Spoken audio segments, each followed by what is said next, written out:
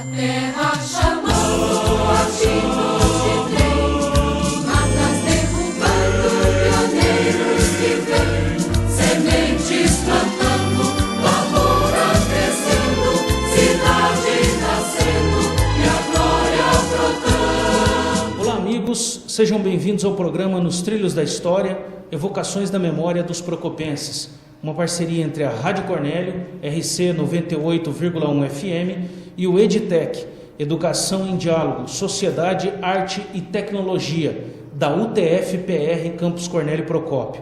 O objetivo deste projeto é estudar a história de nossa cidade e de nossa região a partir de evocações da memória dos procopenses e colaborar com as festividades e as comemorações dos 83 anos de emancipação política do município de Cornélio Procópio. Hoje é sexta-feira, dia 22 de janeiro de 2021, e nós estamos recebendo, e na verdade sendo recebidos, nos estúdios da Rádio Cornélio Procópio, RC 98,1 FM, pelo jornalista e advogado Vaurides Breviglieri, proprietário desta prestigiada emissora. É ele quem vai nos guiar pelos trilhos da história da Rádio Cornélio, que em 2021 comemora 73 anos de fundação, e da cidade de Cornélio Procópio e os seus 83 anos de existência. A apresentação do programa será minha, professor Dirceu Casagrande Júnior, e as perguntas serão dirigidas pelo professor Luiz Adriano Morgante. Seja bem-vindo, senhor Vaurides, obrigado por nos receber na Rádio Cornélio. Eu agradeço a presença de vocês e saúdo todos os professores, uma das grandes instituições de ensino deste país. Estou à disposição de vocês. O jornalista Vaurides Breviglieri nasceu no dia 27 de setembro de 1939 no município vizinho de Andirá. Em 1940, porém, seu pai, o senhor Francisco Breviglieri, e sua mãe, a senhora Maria André Breviglieri, mudaram-se para Cornélio Procópio, quando o senhor Francisco foi trabalhar na máquina de arroz de propriedade do senhor Constante Vieselli. Mais tarde, o senhor Francisco trabalhou também em várias propriedades rurais do nosso município, até estabelecer-se na colônia Central, por volta de 1950. Nessa época, o senhor Vaurides passou a se deslocar diariamente de bicicleta da residência dos pais na colônia Central até o ginásio estadual Castro Alves, aquela época localizado no alto da rua Portugal, onde hoje está estabelecida uma das sedes da UEMP, Universidade do Norte do Paraná. Senhor Vaurides, conte-nos um pouco sobre as origens de sua família, sua infância, seus estudos, bem como as condições ou por que a sua família resolveu vir para Cornélio Procópio. Os meus avós, os avós paternos, eles nasceram em Minas Gerais, no município de Varginha, e transferiu-se posteriormente para Jabuticabal, no interior do estado de São Paulo, onde nasceram meus pais. Hoje era na época chamada Fazenda Barrinha, e hoje é uma boa cidade que tem o mesmo nome, Barrinha, que era distrito de Jabuticabal e hoje município. E na década de 30, os meus pais, naturalmente entusiasmados pelos conselhos dos meus avós, transferiram para para o município de Andirá, aqui no Paraná, onde eu nasci. Eles eram formadores de café. E uma grande geada, a chamada geada de 42, 43, acabou por matar a lavoura, acabou com o café, levando a não recuperar essa lavoura que já estava no seu terceiro ano. Desistiram então dessa ideia e aí se transferiram para Cornélio Procópio. E aqui chegando, o meu pai foi trabalhar na máquina de arroz do Constantino Vieselli, que era ali na Marechal Deodoro. E nós fomos morar numa chácara que hoje é a Vila São Pedro. Por coincidência, essa casa ainda existe no mesmo local, uma casinha de madeira, bem velhinha, mas ela está no mesmo local. A vila se desenvolveu, naturalmente com outras construções, e essa casa permanece. Toda vez que passo por ali eu verifico. Era pasto na época em que mudamos para Cornélio Procópio. E o meu pai ia bem, trabalhando na máquina de arroz. Posteriormente comprou uma carrocinha para trabalhar na praça, para fazer carreto, porque havia na época também em Cornélio Procópio um grande movimento ferroviário. E as lojas da cidade, as poucas lojas que existiam na época, elas se abasteciam, os seus estoques chegavam tudo pelo trem, pela linha ferroviária. E o meu pai, juntamente com outros carroceiros da época, eles transportavam esse material que chegava na estação para as lojas. E assim permaneceu por muitos anos, até que um dia o meu pai foi convencido de novo pelo meu avô, pelos meus avós, a mudar para o sítio, ser colono, tocar lavoura de café. Só que aí como colono, né? Então meu pai foi, eu me lembro, para a fazenda Bonfim, que é bem próximo aqui de Cornélio Procópio. Aí veio a guerra, e veio com a guerra a necessidade do povo brasileiro, que nós éramos totalmente dependentes de produtos que vinham de fora. Era o trigo, a querosene, o açúcar, enfim, tudo aquilo que nós necessitávamos vinha de fora. E com o advento da guerra, que é uma tragédia para o mundo inteiro, eu não desejo isso para ninguém. Eu me lembro da pouca idade que eu tinha, mas das dificuldades por que passamos em função desta guerra. Ela foi até 1945, acabou em 1945, que foi um alívio para todos nós. Aí meu pai se transferiu para a Fazenda Bom Jesus para trabalhar numa serraria. Por que ele conseguiu este emprego? Porque meu pai jogava futebol, era bom jogador, diziam na época, né? Então houve interesse da fazenda que ele fosse para lá. Então ele foi lá para trabalhar na serraria e ele próprio construiu um campo de futebol bem próximo de onde a gente morava, na fazenda.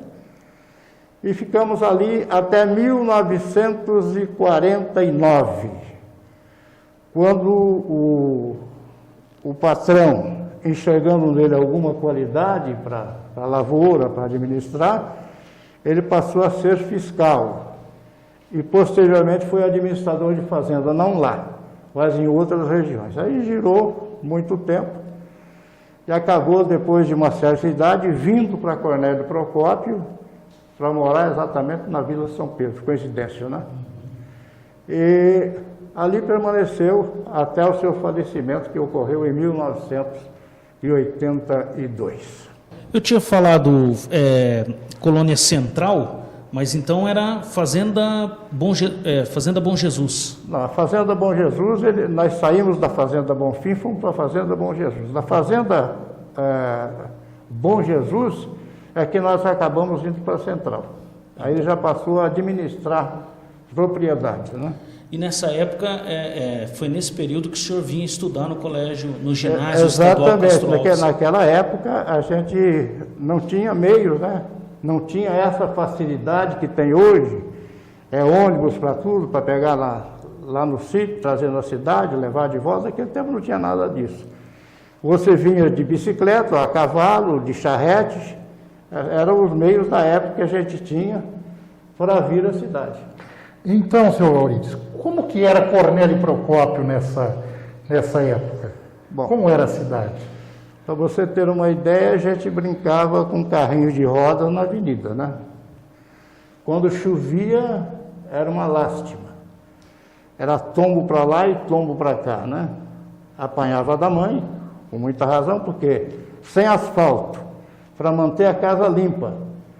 E a gente não obedecia, né? E saía para a rua, chovia, se molhava, chegava todo enlameado, de barro, em casa, aí arrumava uma confusão com a mamãe, né? E aí acabava sobrando para a gente. Era uma época também muito difícil, principalmente para eles, né? Porque a gente era criança, não sabia praticamente nada, só queria festa, né? Mas eu me lembro que a gente ia buscar pó de serra na Serraria do Siloto. A Serraria do Siloto era mais ou menos onde está hoje o Hotel Midas, naquela região ali. Onde naquele bairro também funcionava o matadouro da cidade. E a gente ia lá na Serraria do Siloto buscar pó de serra para a mãe botar na entrada da casa, né, para não entrar com o pé sujo de barro, para atrapalhar o serviço dela e arrumar outra confusão, né. Mas Cornélio se desenvolveu bastante, né. Eu me lembro também que quando a gente morava na Vila São Pedro, já na década de 40, tinha serraria, uma outra serraria aqui, que era a Serraria dos Mariúcci. Essa uma se localizava mais ou menos onde é hoje o supermercado Canção, não lá aqui embaixo. Ali era a Serraria dos Mariúcci, falavam, né? Eles tinham também, num lugarejo, hoje cidade, serraria que chamava Santa Cruz do Monte Castelo. Essa cidade eu conheço bem porque eu passava por ali para ir pescar no Rio Paraná, né, na década de 70 já.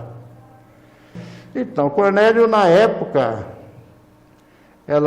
nós tínhamos, hoje não existe dois grupos políticos em Cornélio, né? Hoje praticamente é um só, né? Hoje nós não temos essa divisão. Mas já naquela década nós tínhamos uma divisão política, Carasai de um lado, Mariúcci do outro lado.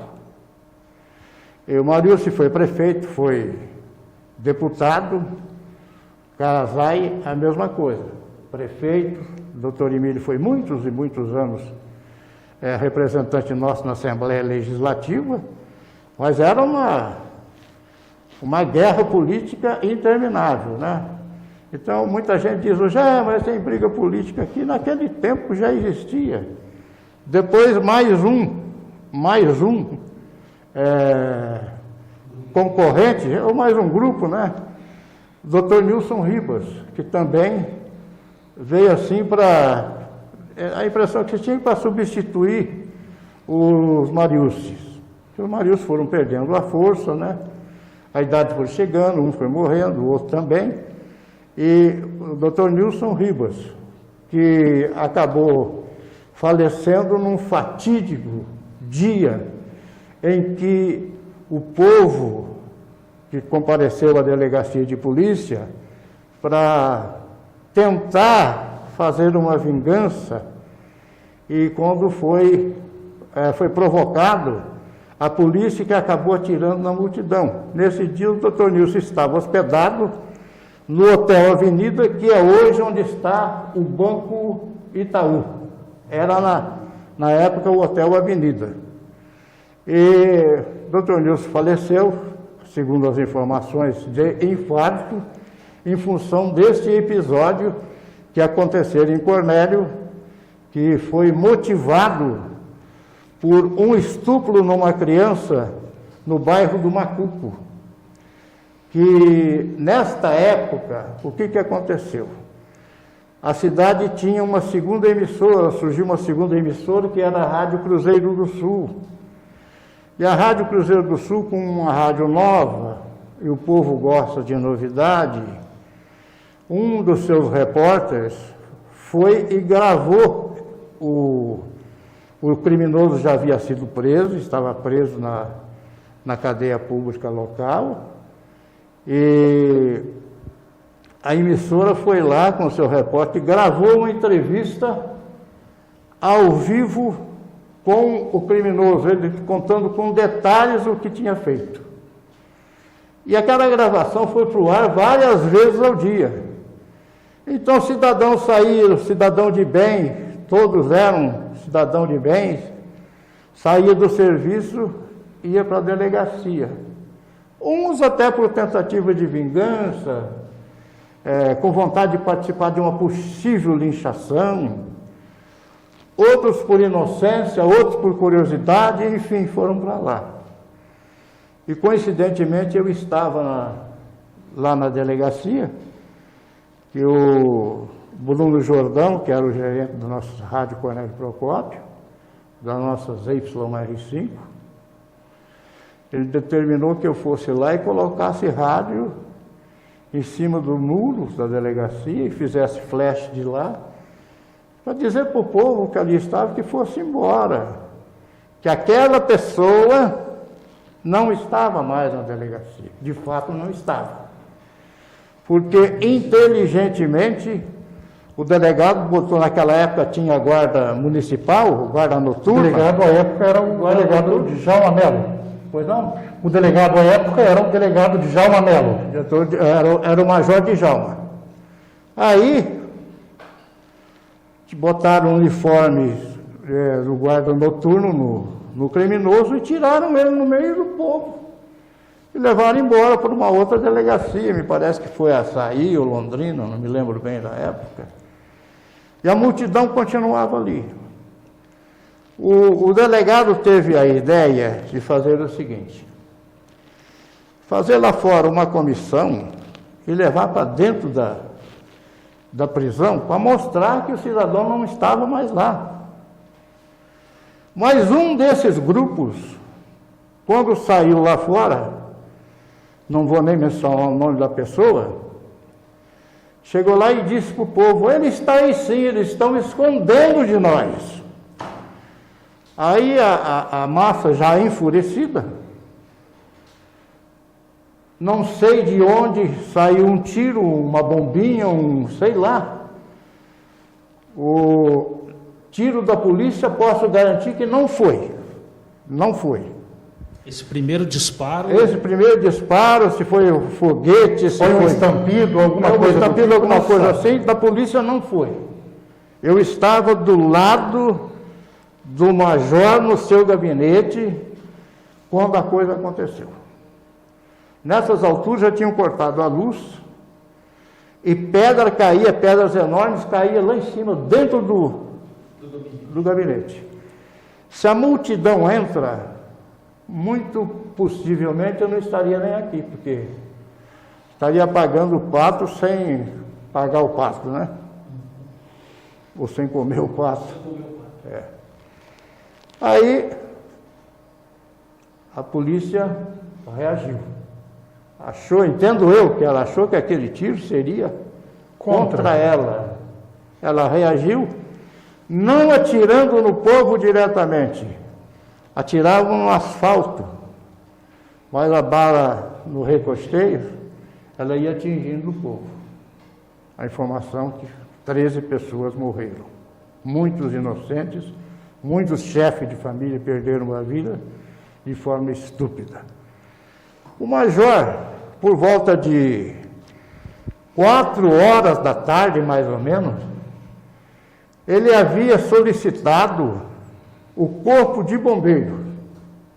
Então nós tínhamos Londrina e Jacarezinho, éramos mais próximos. Nós não tínhamos corpo de bombeiro aqui. O corpo de bombeiro, infelizmente, chegou às 22 horas para lavar o sangue da calçada. Não chegou. Não chegou na hora que o delegado pediu. Porque a intenção do major era dizer, bom, ele já sabia que o povo ia para lá. Bom, o que ele pensou? Ele falou, eu vou trazer, o corpo de bombeiro vem aqui, joga água no povo, acaba com a festa. Mas o bombeiro não chegou. Tinha também as suas dificuldades de locomoção na época, né? Jacarezinho, nós temos o que daqui, Jacarezinho? Uns 80 quilômetros, quase 100 quilômetros, Londrina 60. Isso. Então ficou muito difícil e deu no que deu.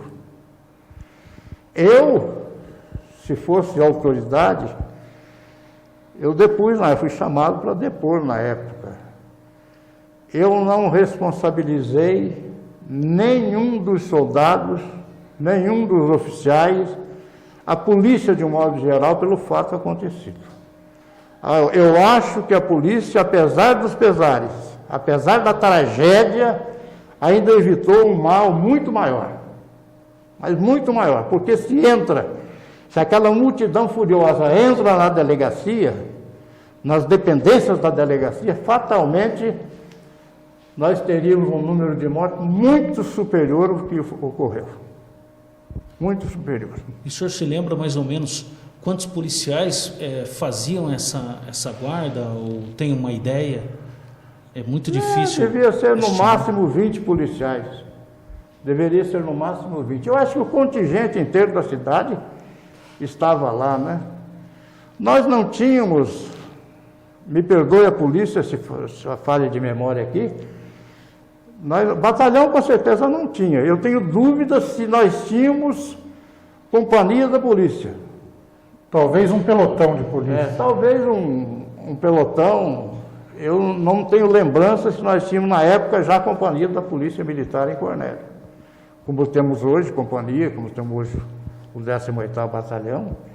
Enfim, foi algo que marcou a história de Cornélio Procópio.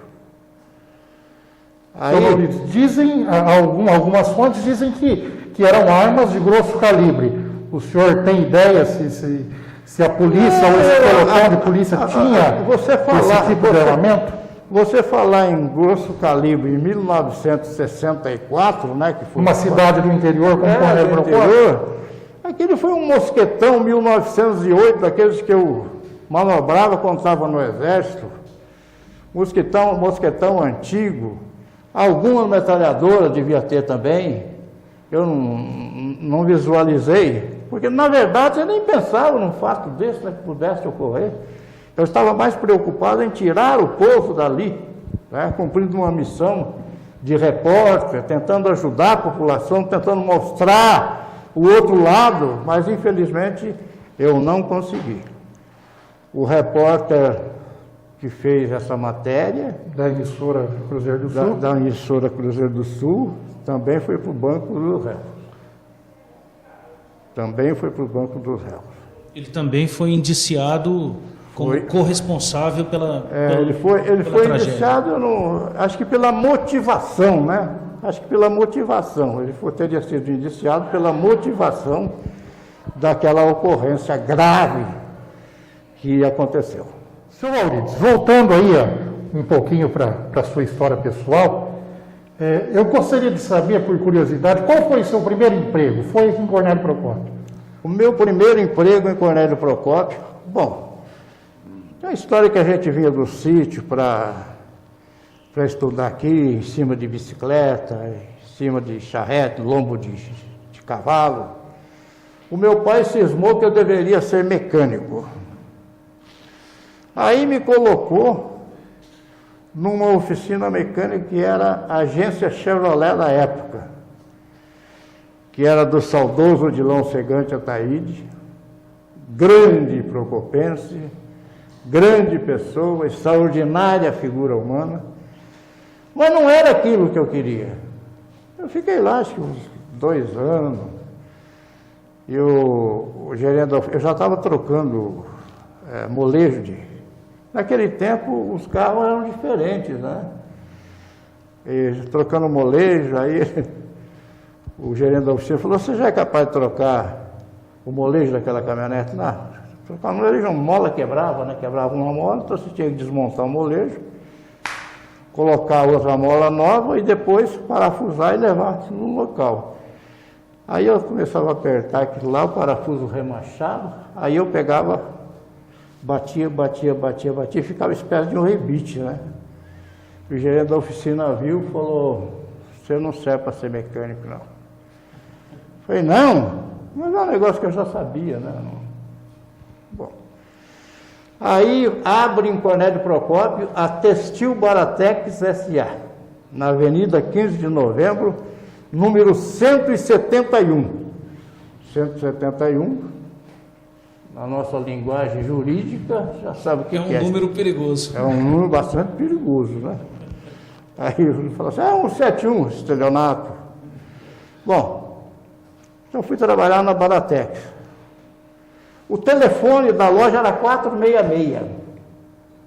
466. 3 dígitos apenas. É o tempo que você pegava o telefone, tirava o telefone do gancho, punha no ouvido, a telefonista perguntava para você, número, aí você falava o número que você queria falar, ela que ia fazer a ligação. Aí completava a ligação, voltava para você, você falava. Aí eu fui para a Baratex, uma loja de tecido, de uma empresa do Espírito Santo. Eu trabalhei na Baratex e o gerente da loja, o saudoso Gino Sartin Strolesini, ele viu em mim assim alguma coisa, sei lá. Ele falou, olha, pega o alto-falante aí e fala isso aqui. Assim. Fui lá, ligava o alto-falante e falava. Dentro da loja, no interior da loja? No interior da loja. Mas não era esse negócio de você ficar na calçada falando. Nem tinha microfone, esse microfone na época. Era um microfonezinho de alto-falante. Você falava internamente lá. O Gino falou, olha, eu acertei com a gerência da rádio, comprei um horário lá, você vai fazer um programa. Que nome que você vai dar para o programa? Eu falei, a Baratex é quem manda. Então ficou. A Baratex é quem manda. E eu era um entusiasta pela música sertaneja na época. E tinha uma dupla que chamava-se Raimundo Inhovico, depois Raimundo e Pedro Silva, depois Raimundo e Rio Grandense, que está vivo aqui, graças a Deus, até hoje. E, bom, começamos a fazer o programa era da 1 a 1h30, parece aos domingos. Então começamos a fazer esse programa, faz aqui.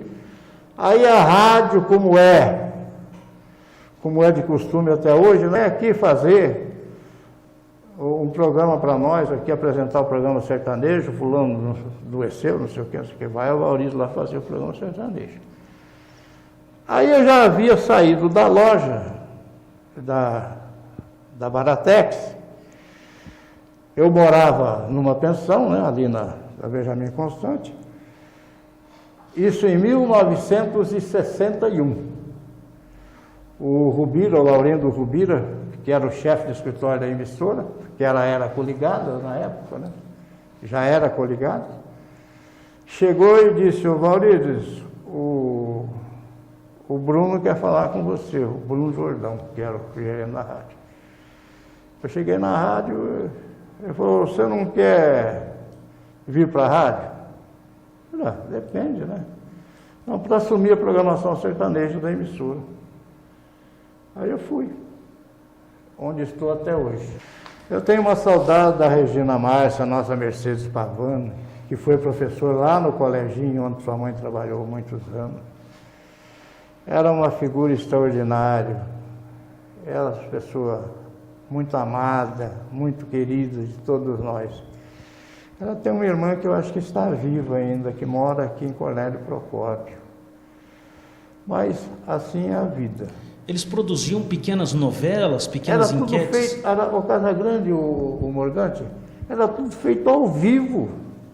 Era ao vivo, não tem essa história de gravar, editar, para apresentar depois. Não, a coisa era ao vivo. Eu participei de alguns teatros, rádio-teatro, você com o script na mão, a coisa era ao vivo ali.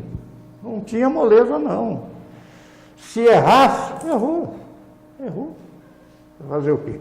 Tinha que fazer de tudo para não errar o ensaio. Você, logicamente, olhava antes. A interpretação, a pessoa encarregada lá de dirigir o teatro, a sua interpretação às vezes não estava agradando, ele dava o sinal como é que você tinha que ser mais enérgico, mais tranquilo, coisa parecida, né? E assim fomos tocando o bonde, né? Na nossa ZYR5 Rádio Cornélio Procópio. O início foi ZYR5 Rádio Sociedade Norte do Paraná, que é essa aí que foi a fundação, desde a fundação, foi pelo Dr. Scheib, que originalmente era dentista. Morava ali num prédio que, coincidentemente, eu fui morar aqui em frente à catedral. E o rádio naquela época não era como hoje, 24 horas de programação. Não. O rádio funcionava por alguns períodos, né? O rádio entrava. Da energia elétrica e tal. A rádio entrava no ar 5 para 5 da manhã e saía do ar às 11, às 23h55. O programa criou também a Caravana Baratex, que visitava os patrimônios, as fazendas, porque naquela época as fazendas tinha muita gente. Tinha muita gente, uma colônia com 100, 200 pessoas. Então nós íamos lá fazer show para essas pessoas. Então a caravana chamava Baratex, Caravana Baratex. E depois as pessoas vinham, obviamente, para a loja para comprar os produtos. E depois eles iam lá para comprar. Antes da gente ir, passava lá uma pessoa colando cartaz, informando que tal dia ia ter aquele show lá. Era uma beleza. Chegava lá, o povo já estava esperando. Sr. Valrides, os programas de calouros, as declamações de poesias e a música clássica que era tocada na rádio são mais ou menos dessa época ou vieram depois? A gente precisa fazer justiça. Eu sou uma pessoa que gosto de lembrar com carinho de certas personalidades. E eu não poderia deixar de citar, você está me perguntando com relação à música clássica. Sim. Newton Braga era o nome do professor que fazia esse tipo de programa na emissora. Tinha um espaço reservado para ele, ele era professor da nossa FAF na época, né? Exatamente. Era da FAF. Professor da área de letras e língua portuguesa. Exatamente. Eu tenho que te dar uma explicação aí. Você diz, gerente em 66, 1975, adquiriu a emissora. Aí, como é que o rapaz que começou com o locutor sertanejo pôde adquirir uma emissora? A emissora custava dinheiro, e ele não tinha dinheiro.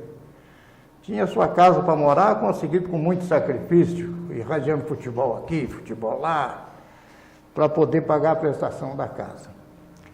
O que ocorreu foi o seguinte: nós vivíamos um período de ditadura na época.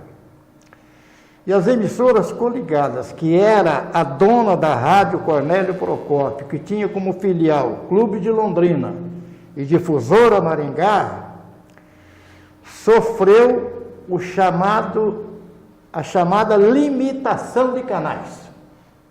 Então a emissora, uma organização de rádio, de TV... Acabaram-se as redes, né? Então tinha que ficar com um X de emissora. Aí, parece que o senhor Ulisses Newton Ferreira, que era o dono das emissoras coligadas, não entendeu bem a mensagem recebida e ficou na dele. Aí declararam perempta, ou seja, fecharam de uma só vez 5 emissoras. Aí bateu o desespero. Ou vende, transfere, ou vai perder mais emissoras. Então o que fez o Ulisses?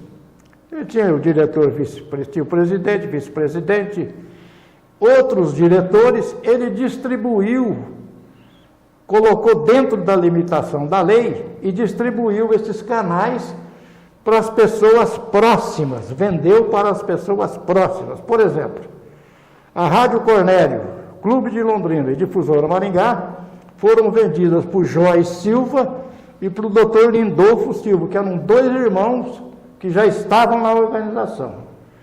O Lindolfo era gerente de Maringá, o Joy era o gerente da Rádio Cultura de Maringá, melhor, da Difusora de Maringá, e o Dr. Lindolfo era diretor na sede em São Paulo. Aí ficou. O Lindolfo continuou lá, veio para Londrina para assumir a Rádio Clube, o Joy continuou em Maringá e eu continuei em Cornélio, sendo gerente deles e não mais das coligadas. E eles não suportaram a carga de manter 3 emissoras de rádio. Aí vieram e disseram, Valdir, nós vamos vender a rádio para você. Mas eu não posso comprar. Não, nós vamos fazer uma condição que você pode comprar. Aí dividiram lá por 5 anos e eu me tornei o dono da rádio Cornélio Procópio dessa forma. Agora, com relação à programação, as emissoras coligadas foi, na minha opinião, a maior organização em rádio que eu conheci. Se você respirasse aqui, e os meios de comunicação da época era um fracasso, não tinha. Se você respirasse aqui, estavam sabendo em São Paulo. Mantinha um rádio escuta aqui, que informavam eles dos acontecimentos que eu não sabia. E eles tinham uma programação praticamente feita por eles. As novelas no rádio. Eles tinham novelas, gravavam, tinha um estúdio de gravação de novelas, gravavam para as 32 emissoras. E nós recebíamos essas gravações, em fita de rolo. Você lembra? Vinha de trem, seu Valito? As gravações vinham no trem? Vinha de São Paulo. Vinha de São Paulo. Recebia tudo no trem, na estação? Não, essa já vinha... De ônibus? Aí o correio já estava... Funcionando bem. Já estava funcionando bem. Então vinha um malote para cada emissora, você irradiava e devolvia para eles essas novelas. E devolvendo. E a novela fazia muito sucesso no rádio. Nós chegamos a ter 3 novelas por dia. 3 novelas por dia. E o jornalismo era obrigatório. O percentual de horário da emissora, você tem que um espaço para jornalismo e um espaço para propaganda. Não pode passar daqui. Naquela época, muito pior. Então, nós mantemos eu mantive basicamente a mesma programação. Em 1961, o Comercial foi campeão paranaense de futebol. Em 1962, eu espero que esteja certo, porque a memória é um negócio complicado, né? Nós fomos disputar a Taça Brasil. A Taça Brasil era um campeonato brasileiro por zona, né? Saía aqui do Sul um representante, depois um outro representante de São Paulo, outro representante do Rio de Janeiro, enfim, da Bahia, do Norte, Nordeste. Aí o Comercial jogou aqui, nós empatamos o jogo 1-1. Era o Metropol de Santa Catarina. Metropol de Criciúma. Criciúma. Metropol de Criciúma, Santa Catarina. Criciúma era uma pequena cidade com... Lá o forte são minas de carvão. Não sei hoje, naquela época era. E eu só tinha uma emissora de rádio que ia transmitir esse jogo, que era a Diário da Manhã de Florianópolis. Aí o que aconteceu? Eu liguei, era uma dificuldade para falar por telefone. Quando eu consegui falar com o pessoal da Diário da Manhã, eles disseram, olha, a sua concorrente já pediu para entrar em cadeia. Eu falei, pediu? Pediu. Se você quiser entrar também, não tem problema nenhum, não. Eu falei, não, eu agradeço e vou ver o que eu faço aqui. Falei para o rapaz. Aí o locutor esportivo da Rádio Cruzeiro do Sul era o Hélio Claudino, que já havia passado, ele era aqui da Rádio Cornélio e foi, Rádio Nova, ele foi para lá, tudo bem. E o Hélio começou a anunciar a transmissão, né? Anunciar a transmissão.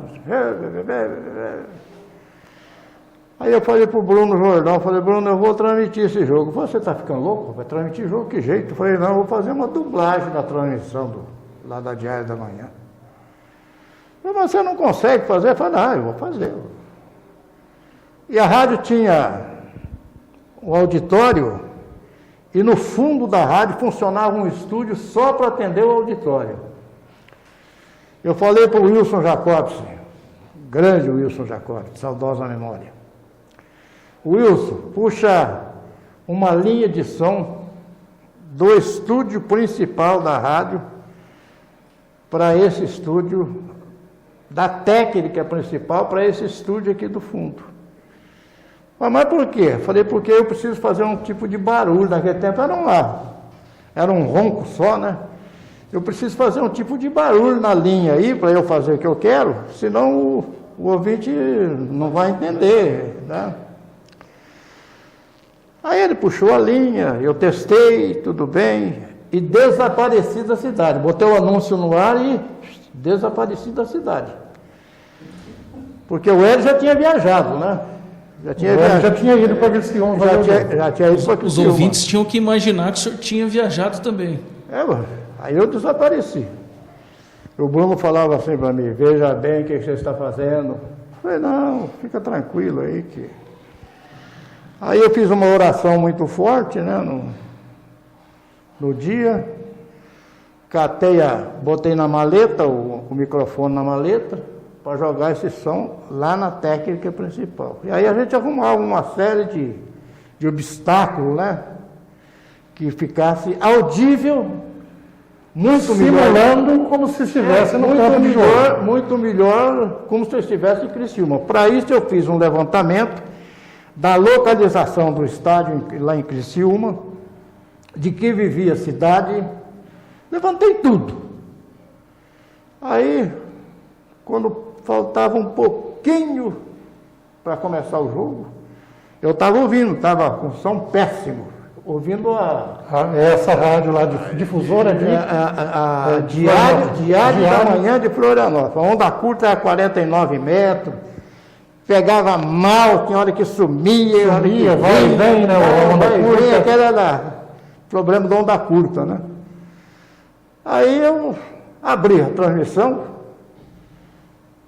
explicando onde é que nós estávamos, o que estávamos fazendo, mostrando a cidade, contando coisas da cidade, porque quem é de lá não vai falar isso. O Diário da Manhã não vai falar, lá é o caminho da roça deles, não ia falar o negócio dele. Então eu comecei. Já iniciou a jornada esportiva primeiro? Aí iniciei primeiro, abri, fiz a abertura normal, aí eu entrei nos detalhes, né? Escalação desse, escalação daquele, o que está acontecendo com esse, o que está acontecendo com aquele. Só uma curiosidade, seu Valrides, porque hoje a gente digita num motor de busca da internet e consegue todas essas informações. A gente até demais, né? Até sobram informações. Nessa época, como é que o senhor conseguiu essas informações? O senhor teve telefone? Telefone, falei com a prefeitura lá, entendeu? Como é que é o negócio aí? Não, o negócio aqui é assim. Aí eu falei, eu vou fazer durante a semana, eu consegui localizar o tenente. O tenente era um lateral do Criciúma. Eu fiz uma entrevista com o tenente. Ele falando que ia ganhar o jogo lá, que já tinha empatado aqui, não sei o quê. Bom, vocês percebem que eu fiquei bem munido do trem, né? Aí abri e tal, começa o jogo. E eu ouvindo no fone aqui para falar aqui. O que muita televisão faz hoje, o famoso tubão. Assiste do monitor. Mas hoje o Kleber Machado da Globo senta ou fica em pé, um telão desse tamanho dessa parede aí, ó. Os números nas costas do jogador desse tamanho aparece para ele. Tranquilo. Naquela época. É o chamado tubo no tubo, né? Hoje, naquele tempo nós fazíamos o tubo vendo televisão. Então, o senhor ouvindo a rádio eu ouvindo aquela chiadeira, né? Bom, mas eu tinha minha irradiação própria, né? Eu comecei a irradiar, ele ia falando o nome dos jogadores, eu ia enfeitando aqui, papapá. Quando deu 15 minutos de jogo, a Diário da Manhã sumiu. E aí? Moisés? E aí? Eu continuei irradiando. Mas Deus é tão bom, né? Eu tenho que agradecer meu Deus todo instante, né? Deus é bom demais. Eu 0-0. Quando a Diário da Manhã voltou, 0-0. Ainda bem. Bom, nessas alturas do campeonato, em função do som, eu penso que eu já tinha muita gente me ouvindo. Depois dessa uma, que a outra saiu do ar, eles vieram tudo comigo, eu tomei conta da cidade. Pegou toda a audiência. Aí perdemos o jogo, acho que foi 2-1, né? Perdemos o jogo. Aí o Mário Prodóximo, era piloto, meu amigo, uma grande pessoa. Falei, Mário... Não o conheci, só de ouvir falar. Falei, Mário, eu viajei com você para Criciúma, hein? Já deixou combinado. Eu viajei com você para Criciúma. Ele falou, fique tranquilo, ninguém vai me perguntar nada. Aí, à tarde, na noite, eu já estava na praça. Eu decolei de lá antes do pôr do sol. Estava na praça, fazia roda, rapaz. Todo mundo queria perguntar do jogo, falar do jogo, e não sei o quê, como, que coisa, porque perdemos, jogamos bem. Né? Falei, pois é. Futebol para os Jogos Abertos de Cornélio Procópio. Os Jogos Abertos de Cornélio Procópio é uma história interessante. Nós tínhamos uma participação ativa nos Jogos Abertos do Paraná. Nós fomos campeão em basquete, campeão em futebol de salão. Olha, nós tínhamos um excelente material humano em Cornélio Procópio. Basquete feminino, masculino, o vôlei, enfim. Aí eu falei, puxa vida, a gente precisava fazer alguma coisa aqui para melhorar o nível desses atletas. Buscando o quê? A rivalidade dessa equipe contra a do Country, contra o Sesc, enfim. Fundamos os Jogos Abertos de Cornélio Procópio. Que dificuldade! Primeiro, por iniciativa da Rádio Cornélio. Por iniciativa nossa, nós criamos, com eu e mais alguns amigos que me ajudaram, Jaime Camacho, de saudosa memória, o próprio Newton Braga nos ajudou, o Nilson, Godinho também, de saudosa memória. Fiz uma equipe e fundamos os Jogos Abertos. Isso já era a década de 70, o senhor já era proprietário da rádio? Por aí. Não, eu acho que foi antes. Eu acho que foi antes. Aí fundamos os Jogos Abertos. Bom, o time ganha, tem que ter o campeão geral, o vice-campeão geral, o campeão por modalidade, tem que arrumar troféu para ele sair para atender esse negócio aí. A prefeitura não ajudava. Não ajudou. Na época eu estava, não ajudou em ano nenhum. Bom, porque isso vai muito do prefeito. O prefeito não ajudou. Então tinha que cobrar ingresso para poder fazer dinheiro para comprar tudo isso que eu falei. Se o dinheiro não desse, a rádio tinha que desembolsar e pagar. E assim foi por anos e anos. Né? E os jogos aconteciam no Ginásio de Esportes 15 de fevereiro. Acontecia em vários locais. Acontecia no Country, acontecia acontecia no Quinzinho aqui do Castro Alves, entendeu? Todos os locais, que eram muitas as modalidades, então você tinha... E eu ficava lá no Quinzão transmitindo o jogo até 2 horas da manhã. A Rádio Cornélio tem 73 anos de história. Cornélio Procópio tem uma história de 83 anos. O senhor chegou aqui em Cornélio no início em que, de quase tudo, né? O senhor praticamente viu essa cidade crescer. Apesar das dificuldades, dos problemas, das tragédias, enfim... É uma história bonita, é uma trajetória de uma cidade que cresceu e se desenvolveu de fato e que tem um povo muito bom e que pode fazer muita coisa por Cornélio, né? Olha, como é que nós poderíamos contar brevemente essa história de Cornélio Procópio? Eu penso que Cornélio Procópio é meu grande amor. Eu amo essa cidade, eu adoro essa cidade. Aqui eu constituí a minha família. Tenho 5 filhos maravilhosos. O Júnior, o Adilson, o Humberto, a Mauri e a Janaína. 2 dos meus filhos estão fora do país. A Janaína na Inglaterra, o Humberto na França. O Júnior em Curitiba, o Adilson em Presidente Prudente e o Amauri aqui comigo. Cornélio é uma cidade impressionante. Comigo ocorre o seguinte, eu saio às vezes para um passeio E do segundo, terceiro dia em diante, me dá um desespero, uma vontade de vir embora. É impressionante, eu não tenho como explicar isso aí. A adoração que eu tenho por essa cidade. Essa cidade onde nasceram os meus filhos, onde eu conheci a minha esposa, que me deixou em 2011, apesar das dificuldades que tivemos com seu problema de saúde. Eu me senti derrotado, achei que eu podia fazer mais, ao mesmo tempo era impossível fazer mais porque não dependia de mim.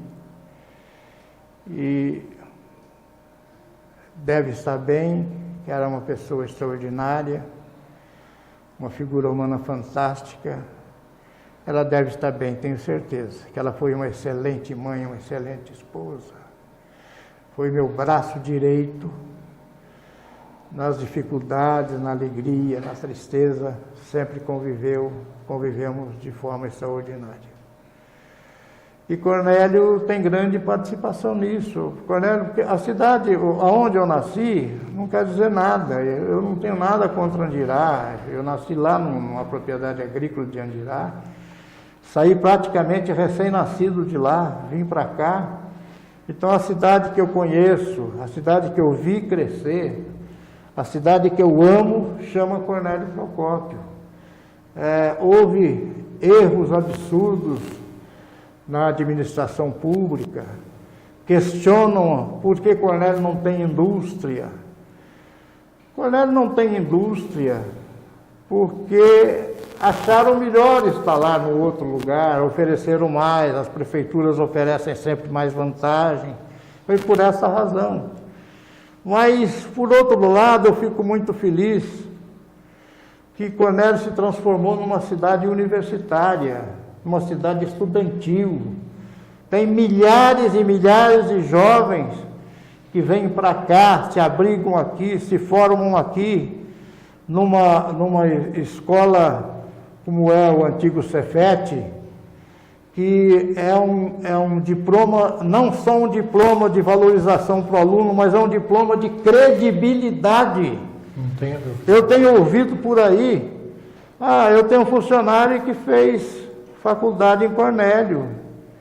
É metade do caminho andado quem estuda aqui nessa universidade tecnológica. É metade do caminho.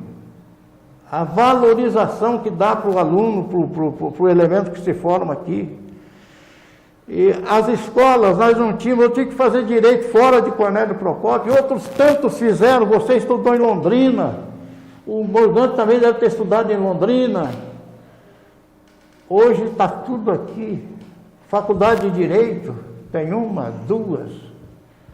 Olha, isso aqui virou uma maravilha, isso aqui é uma beleza.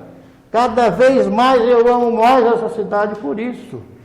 Não conseguimos se industrializar, mas o nosso comércio é um comércio forte. Por que é um comércio forte? Porque vem para cá muita gente, a região vem para cá, tem credibilidade, entendeu? A administração às vezes erra, mas na maioria das vezes acerta, tenta acertar sempre, às vezes erra até sem querer, porque o erro é próprio do ser humano, né? Então eu poderia descrever Cornélio assim, uma cidade que eu amo, que eu adoro, que aqui nasceram, criaram, me criei, meus filhos estudaram aqui, foram estudar para fora também. Hoje que tem essa maravilha que está aí, que vocês estão vendo. Agradecemos aos nossos colegas, professor Luiz Morgante, que nos acompanhou nessa entrevista, ao senhor Valrides Brevillieri, advogado e jornalista de Cornélio Procópio, que nos guiou pelos trilhos da história da nossa cidade e da Rádio Cornélio. Agradecemos à Rádio Cornélio, RC 98,1, e ao Editec, Educação em Diálogo, Sociedade, Arte e Tecnologia da UTFPR, Campus Cornélio Procópio. Muito obrigado e até uma próxima oportunidade. Nós vamos realizar uma série de entrevistas com pessoas da nossa cidade, justamente para termos um quadro ainda maior e melhor sobre a história de Cornélio Procópio, que em 2021 completará 83 anos. Muito obrigado, um grande abraço a todos vocês.